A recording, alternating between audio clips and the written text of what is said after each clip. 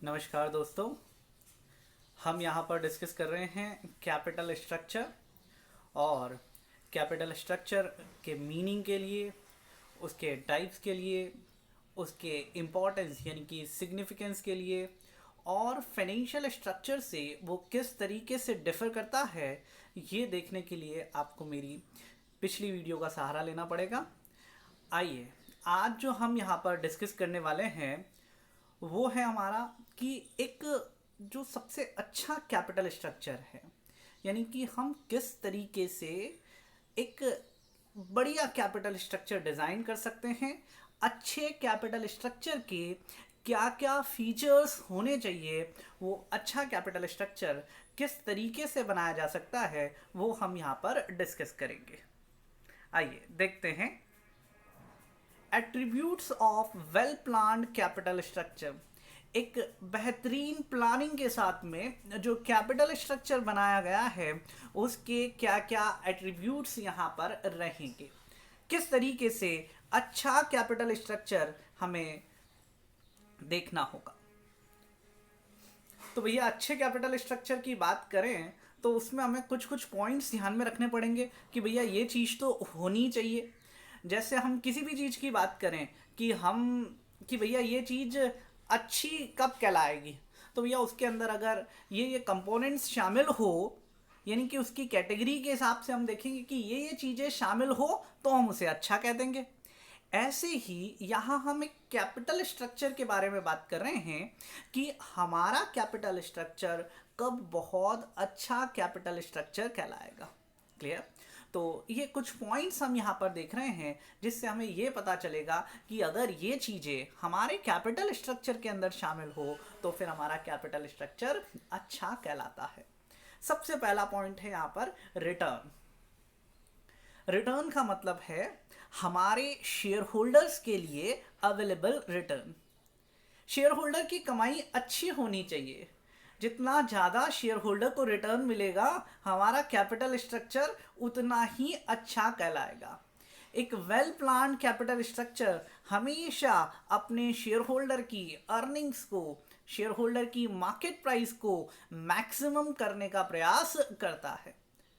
Return the capital structure generate maximum return. Return का मतलब हमने यहाँ पर कहा EPS and MPS to the shareholder. EPS earning per share को कहते हैं और MPS market price per share को कहते हैं।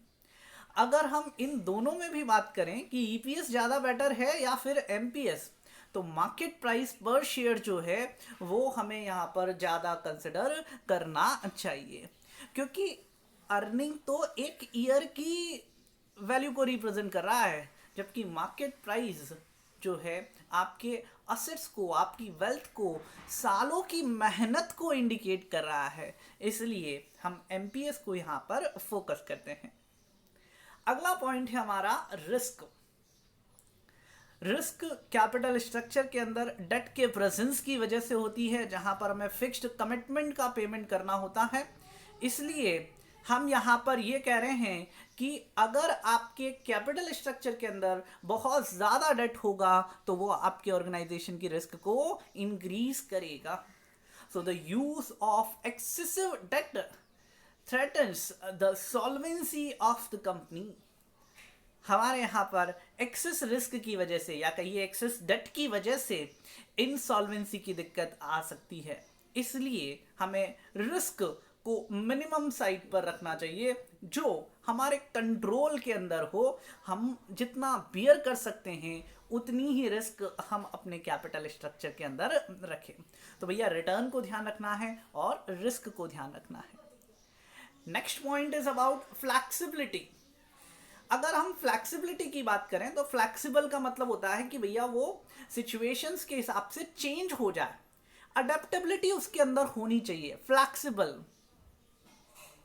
फ्लैक्सिबिलिटी का मतलब है, जैसे हमने अपना टूथब्रश का ऐड देखा है तो भैया वो सब तरीके से अपनी सफाई कर दे, ऐसा फ्लैक्सिबल होना चाहिए। यानी कि वो जहाँ जैसे जाना है उसके हिसाब से अपने आप को अडॉप्ट कर ले, वो चेंज यहाँ पर वो देख ले तो उस तरीके से जब हम यहाँ पर अपने कैपिटल स्ट्रक्चर को रखेंगे कि हर सिचुएशन के हिसाब से अपना उसमें एडजस्टमेंट करना पॉसिबल हो, तो वो कैपिटल स्ट्रक्चर हमारा अडेप्टेबल फ्लेक्सिबल कैपिटल स्ट्रक्चर कहलाता है। Flexibility.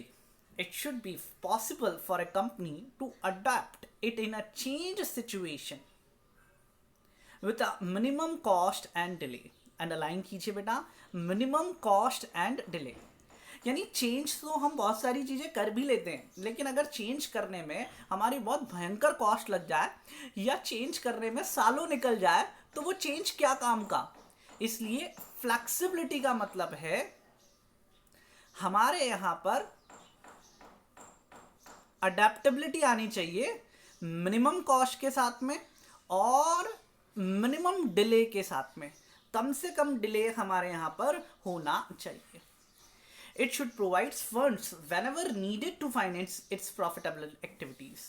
हमें कोई भी प्रॉफिटेबल एक्टिविटी नजर आती है तो हमारे पास फंड की अवेलेबिलिटी हो जानी चाहिए। यानी हमारे कैपिटल स्ट्रक्चर के अंदर इतनी गुंजाइश होनी चाहिए कि हमें और फंड की जरूरत पड़े तो वो कैपिटल स्ट्रक्चर हमें अलाउ करे कि भैया आप यहां पर इस कैपिटल स्ट्रक्चर को अडेप्ट कर सकते हैं, इस फंडिंग की रिक्वायरमेंट को आप एक्सेप्ट कर सकते हैं। Clear? Next is about capacity. Capacity का मतलब है आपकी हैसियत। यानी कि अगर हम डेट लेने की कैपेसिटी की बात करें कि मैं कितना उधार ले सकता हूं, तो वो आपके बहुत सारे फैक्टर्स पर डिपेंड करता है। उसमें सबसे इंपॉर्टेंट फैक्टर जो कैपिटल स्ट्रक्चर से रिलेटेड है वो ये है कि आपके पास इक्विटी पोर्शन कितना है। एक बेस फाउंडेशन चाहिए इक्विटी का, उसी के ऊपर डेट अलाउ किया जाता है। मैं कहूँ कि मैं खुद का पैसा तो कुछ भी ना लगाऊं और बैंक मुझे लोन दे दे, तो भैया अगर किसी वजह से पैसा निपटेगा तो बैंक का निपटेगा, मेरा तो कुछ लगा ही नहीं है। तो अकॉर्डिंगली कहने का मतलब ये है कि हमारे कैपिटल स्ट्रक्चर के अंदर डेट की जो लिमिट है वो इक्विटी के ऊपर डिपेंड करती है। आप लोगों ने जब 12th के अंदर रेशियोज पढ़े हैं तब वहाँ डिस्कस करा होगा कि आइडियल डेट इक्विटी रेशियो जो है वो 2:1 है। यानी 1 रुपए का इक्विटी से पैसा लेकर के आ रहे हैं तो आपको 2 रुपए तक का डेट मिल सकता है। क्लियर? तो यहाँ यही कह रहे हैं कि मैं डेट कितना ले सकता हूँ। वो डेट लेने की जब मैं बात कर रहा हूँ तो हमारे यहाँ पर डेट की कैपेसिटी इक्विटी पर डिपेंड करती है और पर भी डिपेंड करती है कि हम जो भी लोन ले रहे हैं उनका हमें वापस पेमेंट करना पड़ेगा भैया। जब हम उनका रीपेमेंट करने की बात कर रहे हैं तो इंटरेस्ट को, प्रिंसिपल सम को पे करने के लिए हमारे पास सफिशिएंट अर्निंग हो रही है या फिर नहीं हो रही है, पहला एस्पेक्ट। सफिशिएंट कैश फ्लो हमारे यहाँ पर जनरेट हो रहे हैं या फिर नहीं हो रहे, ये हमें यहाँ पर देखना पड़ेगा। क्लियर? तो कैपेसिटी का मतलब ये है कि आप डेट ले कितना सकते हैं, तो इक्विटी के ऊपर डेट हमारा डिपेंड करता है। दूसरा, हम उसका रीपेमेंट कैसे करने वाले हैं, इस चीज पर भी हमारा यहाँ पर डेट की कैपेसिटी डिपेंड करती है हमारे कैपिटल स्ट्रक्चर के अंदर।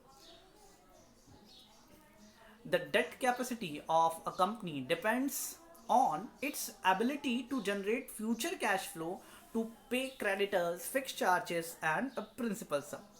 हमारे यहाँ पर जो डेट की कैपेसिटी है वो फ्यूचर में हम कितना कैश फ्लो जनरेट करेंगे, प्रिंसिपल सम और इंटरेस्ट को पे करने के लिए उस पर डिपेंड करती है। Clear?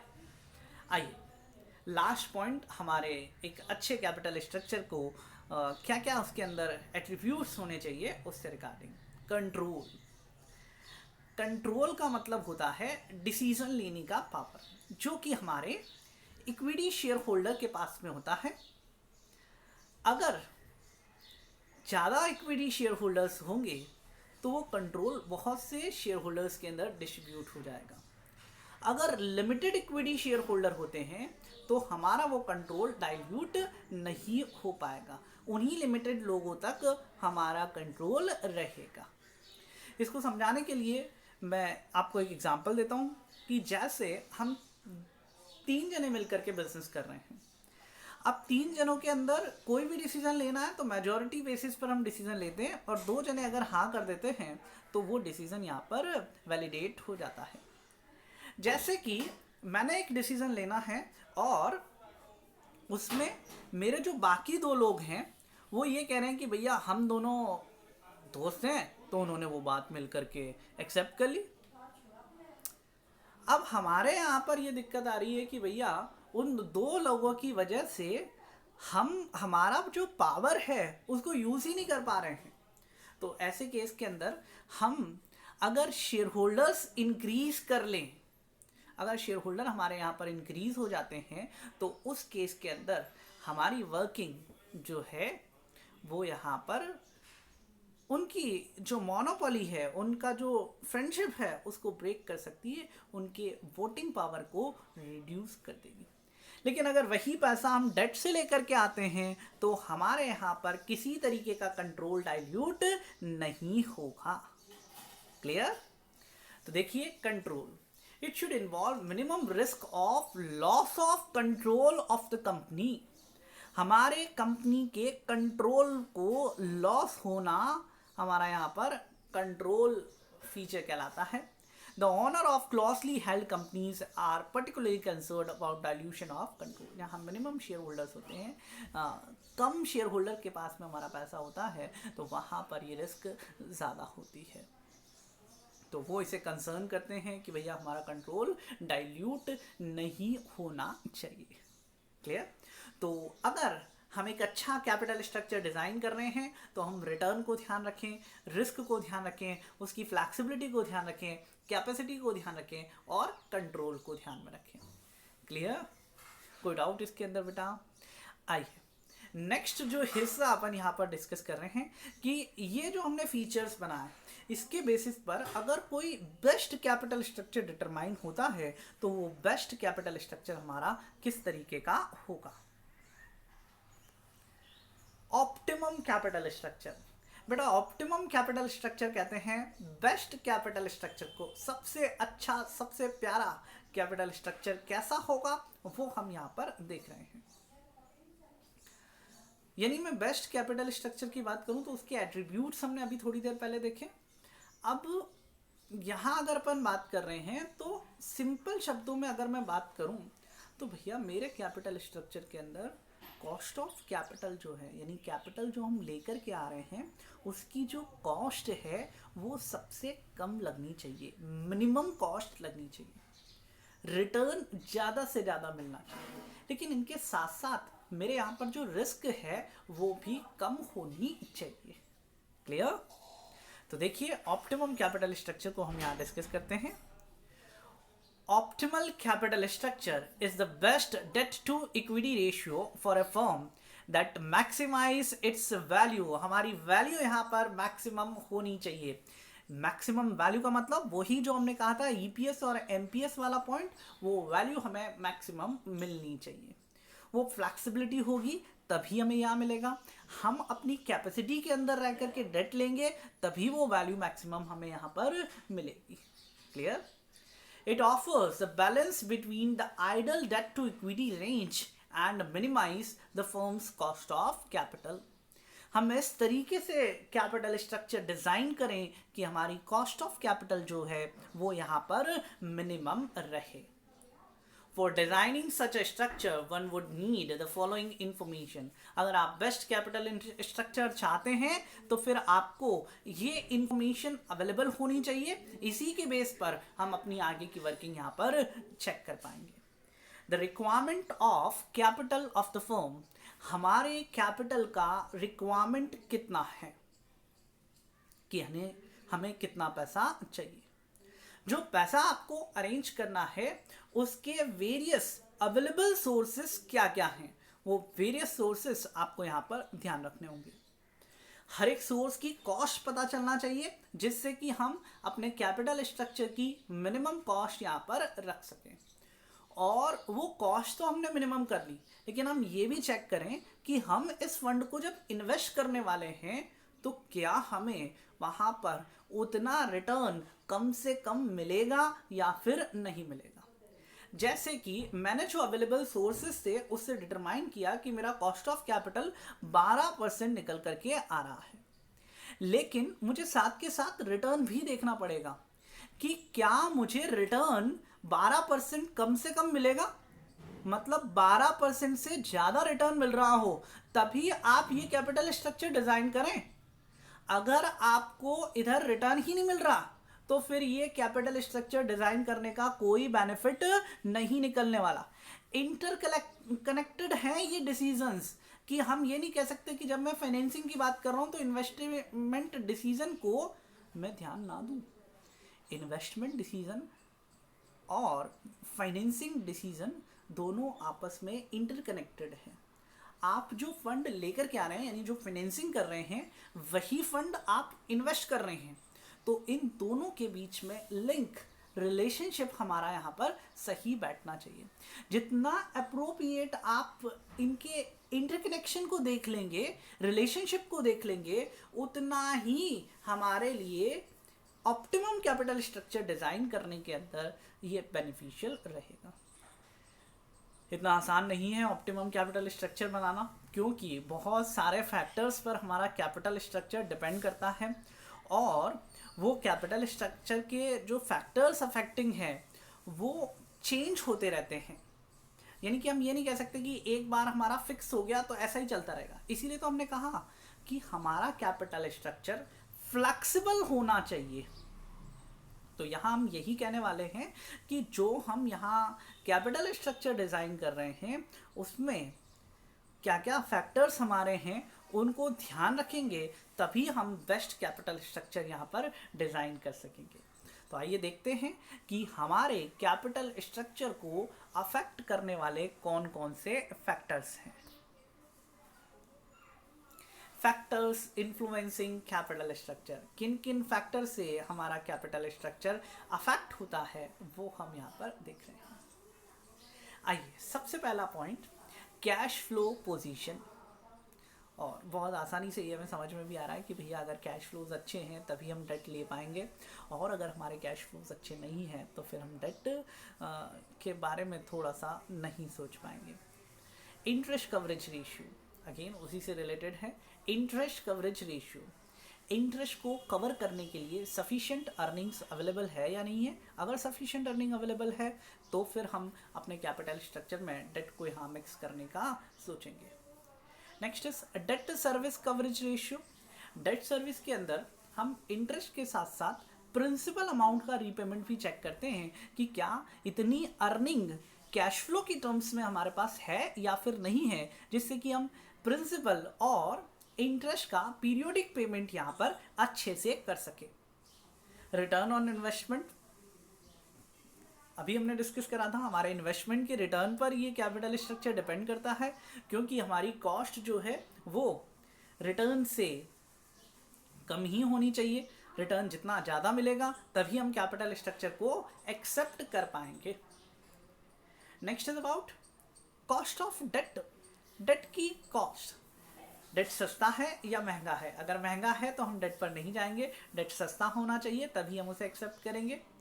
Tax rate, tax rate का डायरेक्टली रिलेशन है हमारे डेट के साथ में, क्योंकि डेट पर जो इंटरेस्ट होता है उसका हमें टैक्स बेनिफिट मिलता है, टैक्स में सेविंग मिलती है। तो टैक्स रेट कितनी है, अगर टैक्स रेट कम होती है तो फिर हम उस केस के अंदर डेट को अवॉइड करने का भी सोचते हैं, क्योंकि डेट लेने का जो बड़ा फ़ायदा है वो ये है कि हमें डेट पर टैक्स एडवांटेज मिलेगा। Next is about cost of equity capital. Equity capital की कॉस्ट कितनी है। अगर इक्विटी कैपिटल की कॉस्ट ज़्यादा आ रही है तो फिर हम कंपैरेटिवली डेट इंट्रोड्यूस करेंगे हमारे कैपिटल स्ट्रक्चर के अंदर।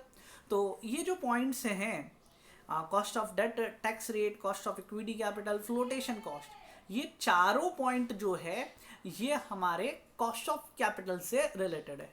फ्लोटेशन कॉस्ट का मतलब बेटा फंड रेस करते समय जो हमें ब्रोकरेज देना पड़ता है, कमीशन देना पड़ता है, अंडरराइटिंग कमीशन अपन लेते हैं, एडवर्टीजमेंट हमें करना पड़ता है, तो ये सारी चीज़ें हमें यहाँ पर। तो शुरू के जो पॉइंट्स हैं हमारे, cash flow position, interest coverage ratio, debt service coverage ratio, return on investment, ये सब हमारी कमाई कितनी हो रही है उस पर डिपेंड करते हैं। Cost of debt, tax rate, cost of equity capital, flotation cost, ये जो पॉइंट है ये हमारे कॉस्ट ऑफ कैपिटल से रिलेटेड है। Clear? Next is about risk consideration. सबसे पहली रिस्क ऑपरेटिंग रिस्क देखनी होती है, यानी बिजनेस करने के लिए हमें कितनी रिस्क यहाँ पर हो रही है वो देखना होगा। Second aspect is about financial risk, हमारी फाइनेंशियल रिस्क कितनी है वो हमें यहाँ पर देखना होगा। नेक्स्ट फ्लेक्सिबिलिटी, अभी हमने एट्रीब्यूट्स के साथ में डिस्कस करा था कि भैया हमारा कैपिटल स्ट्रक्चर अडॉप्टेबल होना चाहिए, चेंज को अडॉप्ट करने जैसा होना चाहिए। अगर वैसा है तो फिर मतलब चेंजेस जो है वो हमारे कैपिटल स्ट्रक्चर को अफेक्ट कर सकते हैं। कंट्रोल आपके कैपिटल स्ट्रक्चर को अफेक्ट कर सकता है। रेगुलेटरी फ्रेमवर्क्स मतलब लीगल एस्पेक्ट आपको यहाँ पर ध्यान रखना पड़ेगा। Next stock market conditions. Stock market condition का मतलब है अगर मार्केट बूम पर है तो हम यहाँ पर इक्विटी से फंडिंग आसानी से ले सकते हैं, लेकिन अगर मार्केट डिप्रेशन में है तो ऐसे केस के अंदर इक्विटी के अंदर लोग इन्वेस्ट करना पसंद नहीं कर रहे हैं, तो वहाँ पर हमें दिक्कत हो सकती है, इसलिए हम इक्विटी से फंड नहीं रेज करेंगे। And last is about capital structure of other companies. दूसरी कंपनियों का कैपिटल स्ट्रक्चर कैसा है वो हमें यहाँ पर देखना होगा। क्लियर? तो वो कैपिटल स्ट्रक्चर हमारी फर्म के साथ कंपैरेटिव हो, हमारा कैपिटल स्ट्रक्चर बहुत कम ज़्यादा ना हो, तो वो सारी चीज़ें हमें यहाँ पर देखनी होती है। क्लियर? तो ये हमारा एक अच्छा कैपिटल स्ट्रक्चर कैसा होता है, किस तरीके से हम उससे रिगार्डिंग वर्किंग करें, किन किन फैक्टर्स को ध्यान में रखें, ये सारी चीज़ें हमने इस वीडियो की हेल्प से देखी। Thank you very much. मिलते हैं अगली वीडियो में।